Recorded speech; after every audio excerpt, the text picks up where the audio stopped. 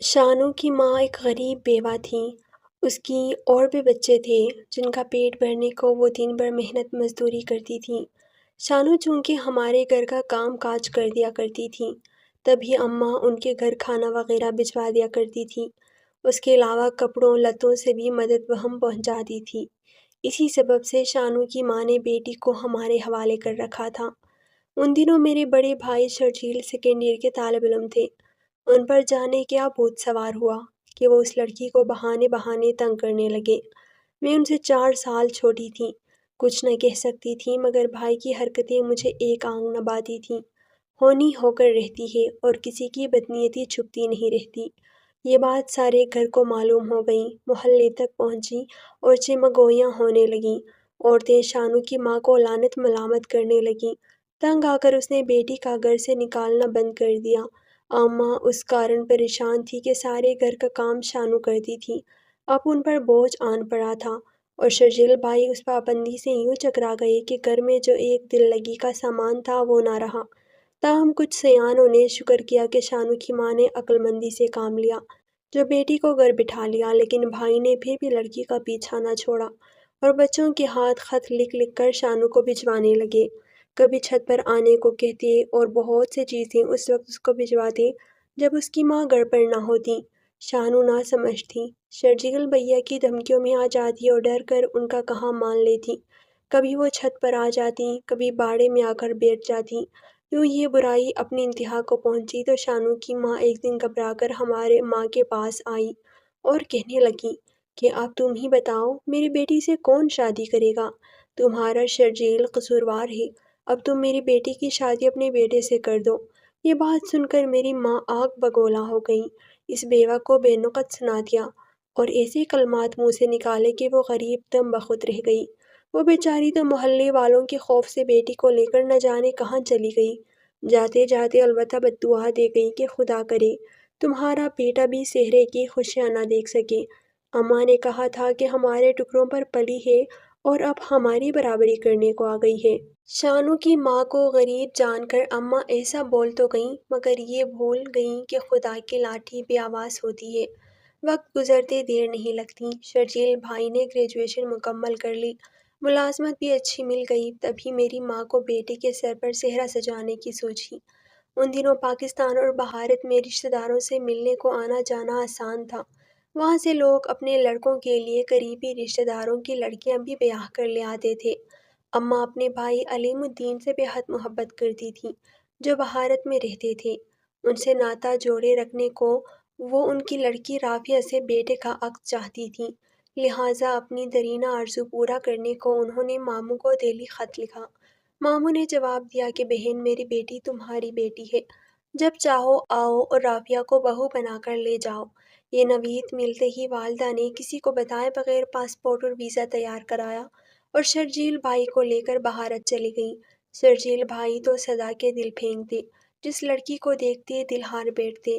رافیہ پڑھی لکھی، سلجھی ہوئی، بات کرنے کا سلیقہ جاننے والی، اچھے اتوار کی اور خوبصورت بھی تھی۔ غرض کون کافر ایسے رشتے سے انکار کرتا؟ شرجیل بھائی نے فوراً ہاں کر دی۔ بس وہاں جٹ منگنی بٹ بیاہ والا معاملہ ہوا اور اماں خیر سے بہو بیٹے کے ساتھ واپس لوٹ آئیں۔ رافیہ بھابھی کو پاکستان اچھا لگا اور وہ ہم سب کو پسند آ گئیں۔ سبھی بھابھی کی قسمت پر رشک کرنے لگے کہ ایسے دل پھینک کو کتنی اچھی بیوی مل گئی۔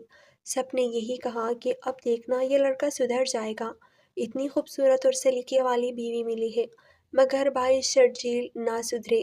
جلد ہی ان کے کرتوتے ہمارے بھابھی کو معلوم ہو گئے، مگر وہ صبر والی تھیں، خاموشی سے برداشت کرتی رہیں، کسی سے گلہ نہ کرتیں۔ میکے والوں کو بھی کبھی کچھ نہ لکھا کہ ماں باپ خواہ مخواہ پریشان رہیں گے، کہتی کہ جو میری قسمت میں تھا مل گیا، اب زندگی سلیقے سے گزارنی ہے۔ شرجیل بھائی کی شادی کو 2 برس گزر گئے، مگر انہوں نے غلط قسم کے دوستوں کی صحبت نہ چھوڑی۔ غلط جگہوں پر جانا ان کا معمول بن چکا تھا۔ وہ اکثر رات گئے گھر لوٹتے تھے۔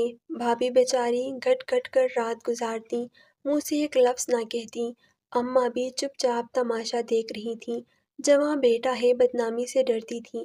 ایک دن ہم سب بیٹھے تھے کہ کسی نے دروازہ کھٹکھٹایا۔ میرا چھوٹا بھائی یاسر دروازے پر گیا۔ بڑے بھائی کو گھر سے گئے دوسرا دن تھا۔ ہم سب انہی کا انتظار کر رہے تھے۔ آنے والے نے بتایا کہ ایک موانع کے کوٹھے پر شرجیل اپنے دوستوں کے ساتھ گانا سننے گئے تھے۔ کسی بات پر وہاں جھگڑا ہو گیا۔ وہ زخمی ہو کر اسپتال میں ہیں۔ جلدی چلیے، ان کی حالت نازک ہے۔ شرجیل بائی 2 دن اسپتال میں رہے اور بے ہوش رہے۔ سر پر شدید چوٹ آئی تھی۔ آخرکار وہ بے ہوشی کی حالت میں انتقال کر گئے اور وہ رقاصہ بھی جان کی بازی ہار گئیں۔ ہمارے گھر میں تو کہرام برپا ہو گیا جب میرے جوان بھائی کی لاش گرلائی گئی۔ ہر آنکھ اشک بار تھی۔ رو دھو کر آخر سبھی کو چپ ہو جانا پڑا۔ بیچاری رافعہ بابی کی حالت غیر تھی۔ ان کا سہاگ اجڑ گیا تھا۔ شوہر کیسا بھی ہو، بیوی ہمیشہ اس کی زندگی کی خواہاں ہوتی ہے۔ بیوگی کا عذاب کم نہیں ہوتا۔ بھائی کی وفات کے بعد رافعہ بابی گھر میں سبھی کو الگ الگ سے رہنے لگی۔ اماں کو بھی ان سے ویسی انسیت نہ رہی جیسے پہلے تھی۔ چاہے تو یہ تھا کہ وہ مرحوم بیٹے کی بیوہ کو گلے سے لگاتی تاکہ اس کا غم کچھ ہلکا ہوتا، مگر وہ تو بھابی کی مخالفت میں بیٹے کا غم بھی بھول گئیں۔ حد سے بڑھ کر بہو سے گریزاں رہنے لگیں۔ کہا کرتی تھیں، اگر جانتی کہ اس لڑکی اور میرے بیٹے کے ستارے ایک دوسرے سے میل نہیں کھاتے تو کبھی اسے بہو نہ بناتی۔ ایسی باتوں کا بھلا کس کے پاس کیا جواب ہوتا؟ انہیں یہ خبر نہ تھی کہ جس بہو کو وہ منحوس قدم سمجھ رہی ہیں وہ حاملہ ہے۔ اگر انہیں معلوم ہوتا تو شاید وہ اپنی بھتیجی سے یوں بے رخی نہ برتتی، اس سے پہلے کہ وہ رافعہ کو واپس میکے بیچنے کی کوئی تدبیر کرتی۔ بھابی نے بتایا کہ اماں میں امید سے ہوں اور کچھ ماہ بعد آپ کے آنگن میں پوتے یا پوتی کی آمد متوقع ہے۔ اس پر اماں کا دل ٹھہر گیا اور انہوں نے رافعہ کو گلے سے لگا لیا۔ انتظار کے دن گزر گئے اور بھابی کے یہاں ایک بیٹے نے جنم لیا۔ ماں نے آگے بڑھ کر نومولود کو باہوں میں بھر لیا، کلیجے سے لگا لیا اور کہا کہ یہ تو میرے شرجیل کی ہو بہو تصویر ہے، میرے لخت جگر کی نشانی، اس کی جانشین ہے۔ منع کا نام رابیل رکھا گیا۔ اس کی پیدائش کے بعد گھر کا ماحول ہی بدل گیا۔ ماں جو پہلے ہم وقت افسردہ اور ملول رہا کرتی تھیں، پوتے کو پا کر بہت خوش ہو گئیں۔ وہ ان کی توجہ کا مرکز بن گیا۔ ہر ایک سے کہا کرتی تھی کہ دیکھو، میرے شرجیل کی روح واپس آ گئی ہے۔ وقت کا پہیہ چلتا رہا۔ یاسر نے تعلیم مکمل کر لی تو اسے ملازمت مل گئی۔ شرجیل کی جگہ اس نے لے لی، بلکہ پورے گھر کو ہی سنبھال لیا۔ بھابی کو بھی اس نے کسی قسم کی مالی پریشانی نہ ہونے دی۔ رابیل 1.5 سال کا ہو چکا تھا۔ رافعہ بھابی نے پورا گھر سنبھال رکھا تھا۔ وہ دن بھر کام کاج میں لگی رہتی تھیں، کہیں آتی جاتی نہ تھیں، اور نہ ہی میری اماں یہ چاہتی تھی کہ وہ محلے پڑوس میں میل جول رکھیں۔ اس طرح 5 برس یوں ہی گزر گئے۔ صبر کی بھی ایک حد ہوتی ہے۔ ایک دن بھابی نے کہا کہ مجھے اپنے والدین سے ملنا ہے، میں انڈیا جانا چاہتی ہوں۔ جب سے شادی ہو کر آئی تھی وہ ایک بار بھی میکے نہیں گئی تھی۔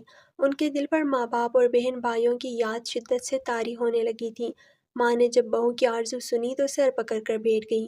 کہنے لگیں، اگر تم میکے جا کر واپس نہ آئی تو میں کیا کروں گی؟ پوتے کے بغیر کیسے جیوں گی؟ میں تو ایک پل کو بھی رابیل کے بغیر نہیں رہ سکتی۔ بھابی ساس کی باتوں سے پریشان ہو گئی۔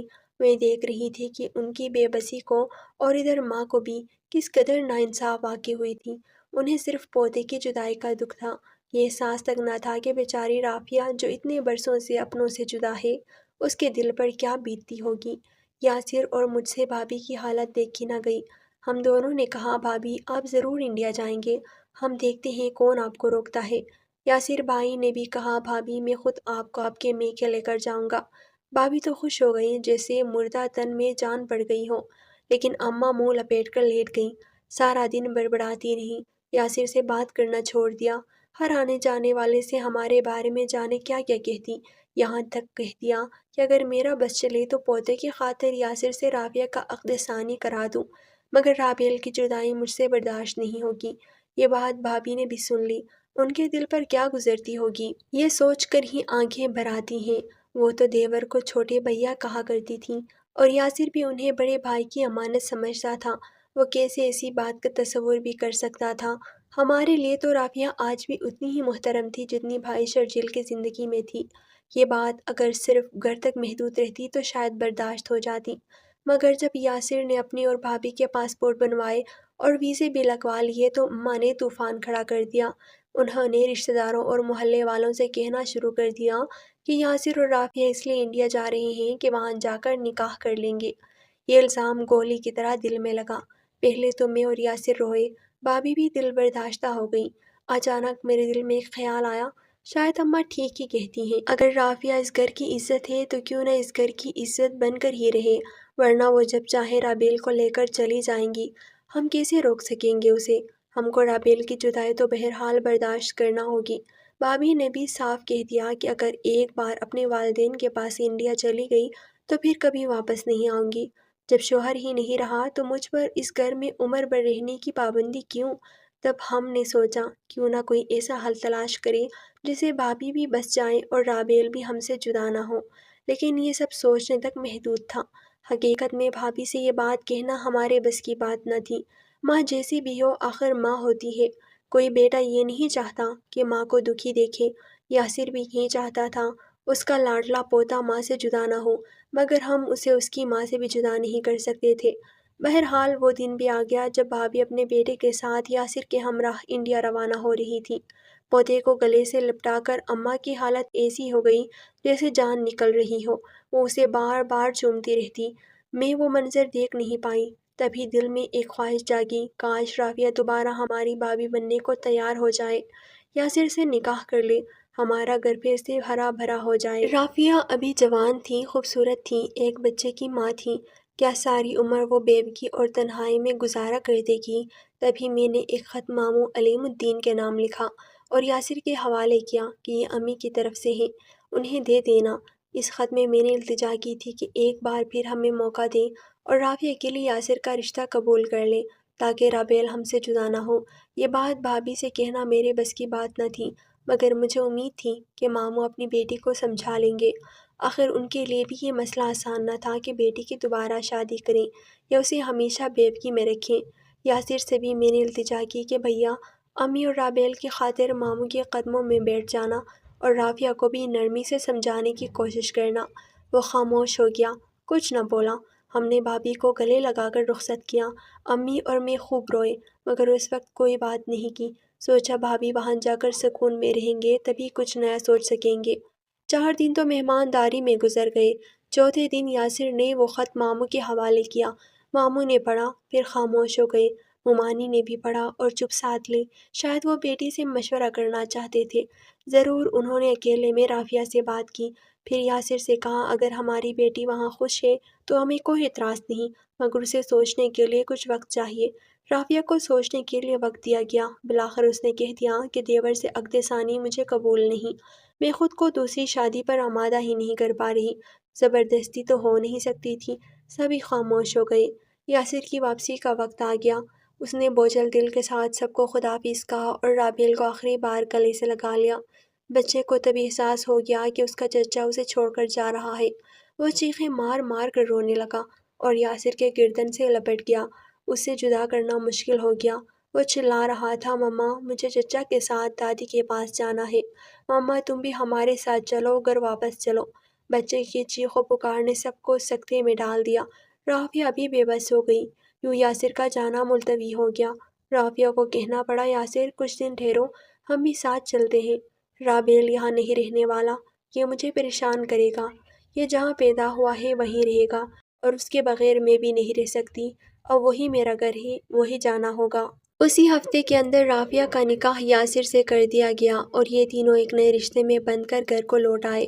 اماں کو بتایا تو وہ شرجیل بھائی کو یاد کر کے روئیں اور رابیل کو دل سے لگا کر خوش بھی ہو گئی۔ یاسر الگ سوچ رہا تھا کہ یہ قدم اس نے اپنی خوشی سے نہیں صرف اور صرف ماں کی خوشی کے لیے اٹھایا تھا، جیسا کہ بھابھی رافعہ نے اپنے بیٹے کو خوش دیکھنے کے لیے قربانی دی تھی۔ شاید مشرقی مائیں ایسی ہی ہوتی ہیں کہ اولاد کے لیے اپنا سب کچھ قربان دیتی ہیں۔ بہرحال آج اماں اس دنیا میں نہیں ہے، مگر ان کی دعاؤں سے ہم سب بہت خوش اور مطمئن زندگی گزار رہے ہیں۔ رافعہ پہلے سے زیادہ خوش ہے کیونکہ یاسر بھائی میں کوئی بری عادت نہیں ہے، ان کی منزل تو ان کا گھر ہے۔ ان کو نہ راتیں گھر سے باہر گزارنے کا شوق ہے اور نہ غلط جگہوں پر جانے کی عادت۔